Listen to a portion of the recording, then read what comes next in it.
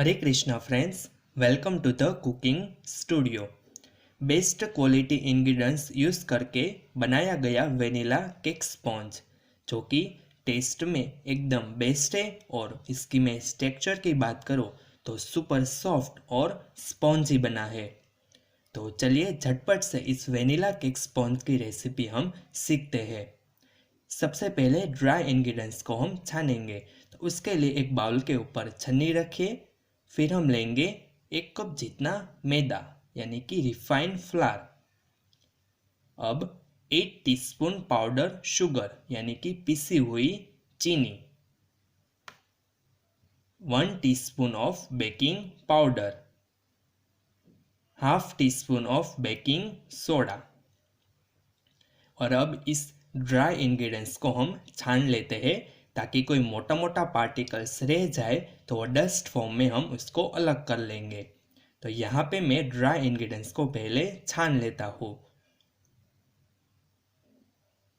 तो ये देखिए ऊपर जो पार्टिकल्स रह गए हैं थोड़े से, इसको हम अलग कर लेते हैं। और फिर चम्मच की सहायता से ड्राई इंग्रेडिएंट्स को आपस में अच्छे से मिक्स कर लेते हैं। और अब इस ड्राई इंग्रेडिएंट्स को हम एक साइड में रखते हैं। अब जिस मोल्ड में इस केक को बेक करना है उसकी हम डस्टिंग कर लेते हैं। तो थोड़ा सा बटर लेंगे और फिर ब्रश से पहले चारों ओर अच्छे से लगा देंगे।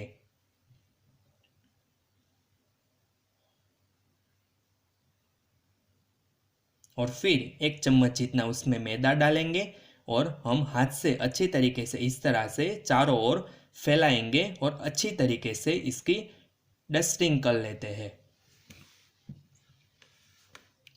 ये एक इम्पोर्टेंट स्टेप है, आपको नोट कर लेना है। और जो एक्स्ट्रा मैदा है इसको अलग कर लेते हैं। अब वेट इंग्रेडिएंट्स की ओर जाते हैं। तो वेट इंग्रेडिएंट्स में हमें 1/3 कप जितना मक्खन लेना है। यहाँ पे मैं अमूल बटर यूज़ कर रहा हूँ और वो सेमी सॉफ्ट कंडीशन में होना चाहिए, बहुत हार्ड भी नहीं होना चाहिए और एकदम सॉफ्ट नहीं होना चाहिए। इस तरह का सेमी सॉफ्ट मक्खन लेना है, 1/3 कप जितना।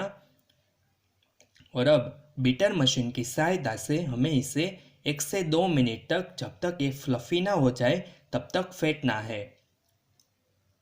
इसका कलर थोड़ा सा चेंज हो जाएगा और ये एकदम लाइट हो जाएगा। तो तब तक हम बीटर मशीन की सहायता से मीडियम स्पीड पर उसको फेंटते हैं। 2-3 मिनट के बाद आप देख सकते हो इसका कलर थोड़ा सा चेंज हो चुका है और ये एकदम सुपर फ्लफी बन चुका है। तो हम पहले स्पैचुला की सहायता से आपस में मिला देते हैं। और अब इसमें हम डालेंगे कंडेंस मिल्क। तो यहाँ पे मैं आधा कप जितना कंडेंस मिल्क डाल रहा हूँ। ये भी अमूल कंपनी का है। तो आधा कप जितना अमूल कंडेंस मिल्क डाल दिया और फिर से उसी बीटर मशीन की सहायता से 1 से 2 मिनट तक दोनों अच्छे से आपस में मिक्स ना हो जाए तब तक हम उसको फेंटेंगे। और इस प्रोसेस को हम बेकिंग में क्रीमिंग प्रोसेस कहते हैं। तो हम इसको करीबन 2 से 3 मिनट तक मीडियम स्पीड पर ही फेंट लेते हैं। इस स्पॉन्ज की रेसिपी में जितने भी मैं मेजरमेंट बता रहा हूँ वो प्रॉपर आपको फॉलो करने हैं। और जिस तरह से मैं मेथड दिखा रहा हूँ इस तरह से आपको फॉलो करनी है, तभी आपका स्पॉन्ज एकदम सुपर सॉफ्ट बनेगा। यहाँ पे हमारा बटर और कंडेंस मिल्क दोनों मिक्स होके तैयार है। अब मेन स्टेप इसमें आता है कि फ्लेवर करना। तो जब बटर और कंडेंस मिल्क मिक्स हो जाए यानी कि क्रीमिंग प्रोसेस हो जाए, अब बाद में हम उसमें कोई एसेंस डालेंगे। तो हम यहाँ पे 1/4 टीस्पून जितना वेनिला एसेंस डालते हैं और अच्छे से मिक्स कर लेते हैं। क्रीमिंग प्रोसेस के बाद जब भी आप कोई एसेंस डालते हो तो उससे हमारे स्पंज में एसेंस की बहुत बढ़िया खुशबू आती है। एसेंस डाल दिया और अब उसमें ड्राई इंग्रेडिएंट्स डालते जाना है और कट एंड फोल्ड मेथड से इसको मिक्स करना है। और साथ ही में हम इसमें थोड़ा थोड़ा सा दूध डालते जाएंगे और इसका हम पहले मिक्सचर तैयार करते हैं, यानी कि ड्राई इंग्रेडिएंट्स और थोड़ा थोड़ा दूध डालते हुए कट एंड फोल्ड मेथड से हम मिक्सचर को तैयार करते हैं। ये देखिए केक स्पॉन्ज का बैटर बनके तैयार है, एकदम अच्छे तरीके से मिक्स हो चुका है।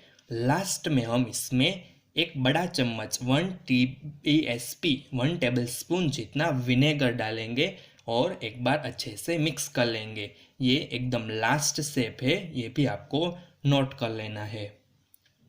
तो यहाँ पे केक स्पॉन्ज का बैटर बनके तैयार है और इसको अब हम मोल्ड में ट्रांसफ़र करते हैं।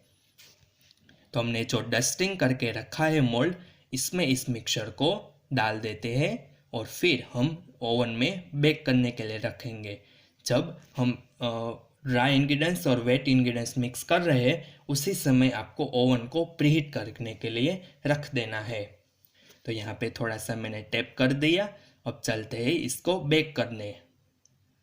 ओवन प्रीहीट होके तैयार है, तो हम इस मोल्ड को ओवन में रख देते हैं।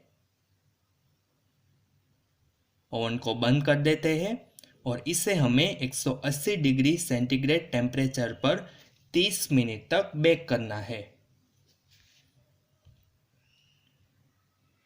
30 मिनट के बाद आप देख सकते हो यहाँ पे हमारा स्पॉन्ज एकदम अच्छे तरीके से बेक होके तैयार है। इसकी हम टेस्टिंग करते हैं। तो ये देखिए टूथपिक से इसको बीच में इंसर्ट करेंगे, ये एकदम क्लीन निकल रही है, यानी कि हमारा स्पॉन्ज अच्छे तरीके से बेक हो चुका है। अब इसे 10 मिनट तक ठंडा होने देंगे। जब ये रूम टेम्परेचर पर आ जाएगा, बाद में इसकी डिमोल्डिंग करेंगे। स्पॉन्ज 10 मिनट तक ठंडा हो चुका है, ये रूम टेम्परेचर पर आ चुका है। अब इसको डिमोल्ड करते हैं। तो मोल्ड की किनारे पर चाकू की सहायता से एक बार इसको इस तरह से घुमाते हैं